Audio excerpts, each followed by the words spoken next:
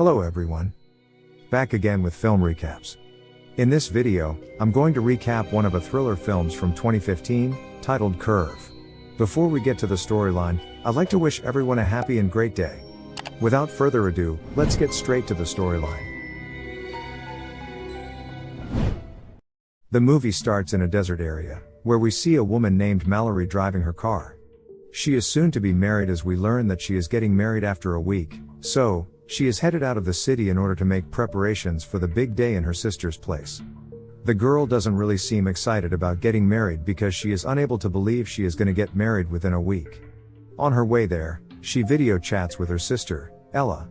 Ella tells her that she hasn't bought her plane tickets yet as she wants to make sure Mallory is actually in love, and happy with her decision. Mallory responds by telling her she is happy in a fake voice, and hangs up. It is not known what makes her feel this way. As she drives on a secluded road deep in her thoughts, she turns on a service road from the main road. The girl takes the service lane as she plans on taking a shortcut to her destination, and that happens to be Denver. However, she is stopped in her tracks when her car gets broken down on the way. She then tries her best to get the engine started but in vain. Mallory is now alone in a completely secluded area, and on top of that, there are no signals either, so she cannot call for help. When she tries to open a soda drink can, it explodes and soaks her clothes. She then goes changing her clothes in the back of the car, right when she is startled by someone. It is a man named Christian. The man asks her what's the matter and he feels bad for the stranded girl and immediately gets started on repairing her car. Much to Mallory's good luck, the man knows what he is doing, and he successfully fixes the problem. Mallory then shows her gratitude and the next thing we know, she is on her way. You guys must be thinking that she should have offered the man a ride.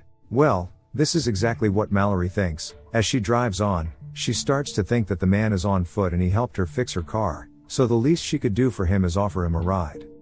She offers him to hop on, and as the two hit the road, we learn that Christian does not know the concept of shutting up.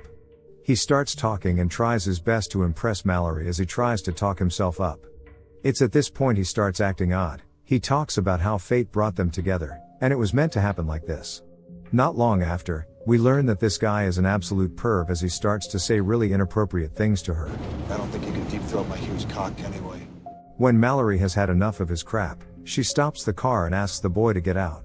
Christian, however, is not the one to be obedient. He never got in the car to leave that easily. The perv suddenly takes out a knife, and threatens to stab her if she doesn't do what he says. Mallory now has no choice but to drive on, and as she thinks of a way to save her life and get rid of the perv, she notices that Christian is not wearing his seatbelt. She then speeds as much as she can and drives down a guardrail near a curve.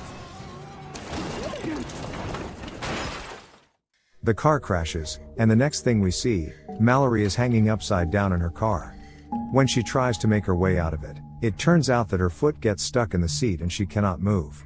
Since Christian was not wearing a seatbelt, he landed out of the car, lying unconscious.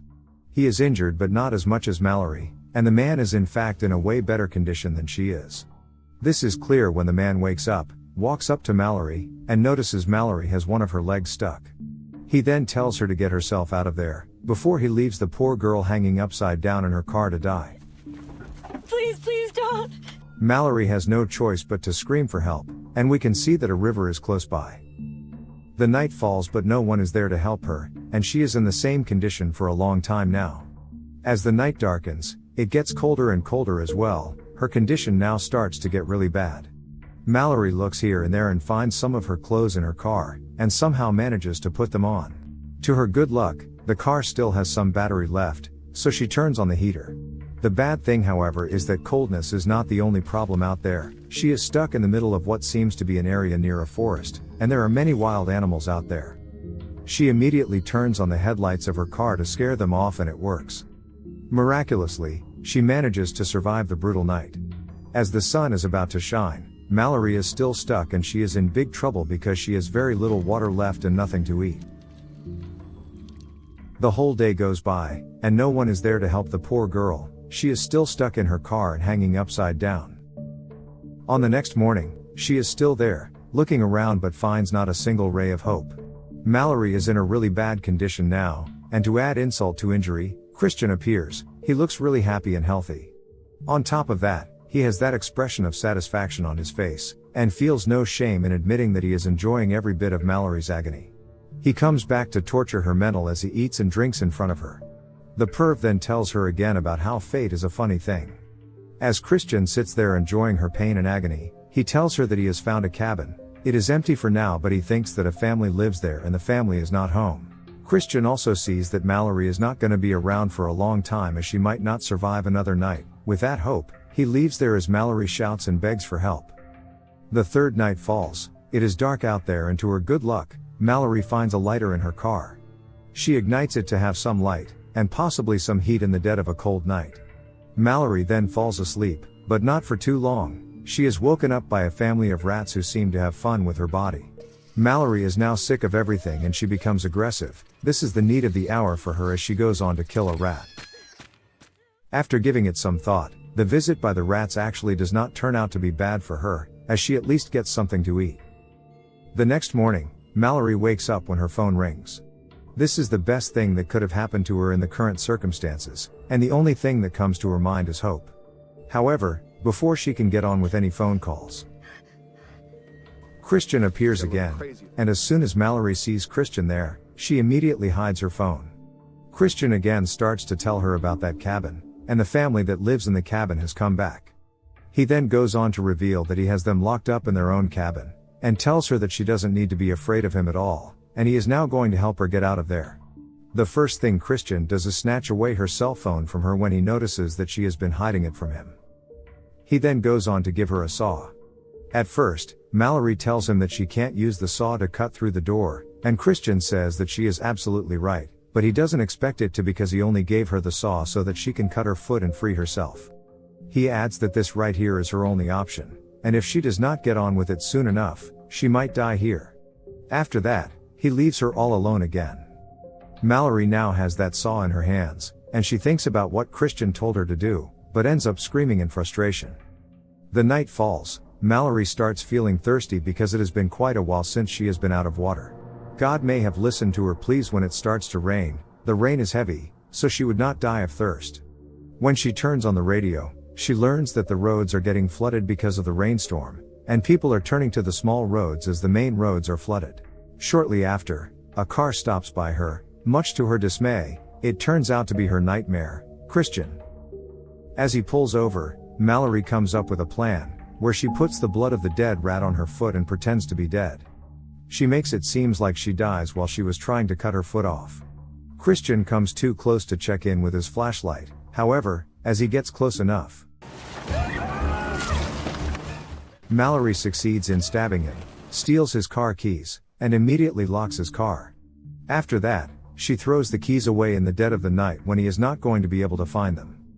Now, the plan she has in mind is that someone might pass by, and they will notice his car stop by there. Not long after, a car approaches, and it turns out to be a police car. When the officer steps out of the car, Mallory screams out trying to get the attention of the policeman. Due to the storm being really noisy, Mallory's voice gets drowned in the thunders. Christian, on the other hand, keeps pretending to be an innocent man who happened to have gotten wounded in the storm, and asks the officer to drive him to the nearby cabin. Mallory keeps screaming, but no one is there to hear her screams anymore. She now starts to feel that if she isn't able to get out of there soon enough, she is not going to make it, and begins thinking about what Christian said. As she tries to find the courage to get on with that, she says enough is enough and starts trying to cut her leg off, but barely makes a few superficial cuts, before her car starts moving due to the flood. As the car starts to fall, the door of her car gets opened, and she gets free. Now, she really needs medical help, and on top of that, she needs to get out of that place. As Mallory approaches the riverside, she starts walking away from there. Not far from the river, Mallory spots a cabin, and hears someone screaming in there. This prompts her to move quickly towards the house. Right when the stick she is holding triggers a bear trap installed on the ground. At this moment, she begins to think about the cabin Christian told her about. Mallory now knows that Christian must be in there, and with that possibility in mind, she starts to walk around the cabin. Here Mallory witnesses Christian kills the police officer who helped him before, and keeps their daughter named Katie a hostage. When she quietly steps inside the cabin, she sees that Christian has killed the homeowners as well, and she grabs the police officer's gun. Mallory manages to sneak in and tries to set the girl free, while Christian is trying the police uniform, possibly for his upcoming evil plan.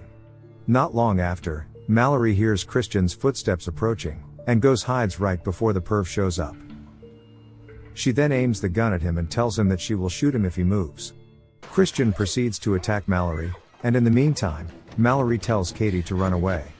She struggles with Christian, and not long after, she is able to get away. When Christian enters the room looking for her, Mallory is no longer there. Mallory eventually beats him by pushing him off of a second-story balcony. He falls and crushes his leg into a bear trap. Mallory then limps downstairs with Katie and gives him his knife. She proceeds to tell him that she is going to give him the same chance that he gave her. Talking about fate, Mallory tells Christian that he's right, maybe it was supposed to be like this after they first met. Before the film ends, Christian suffers from his wound, while thinking about what Mallory said. Mallory and Katie make their way down the road in search of assistance. And this is where the film ends. Okay guys. That's all the recap of Curve 2015. Thanks for watching. See you again in the next video.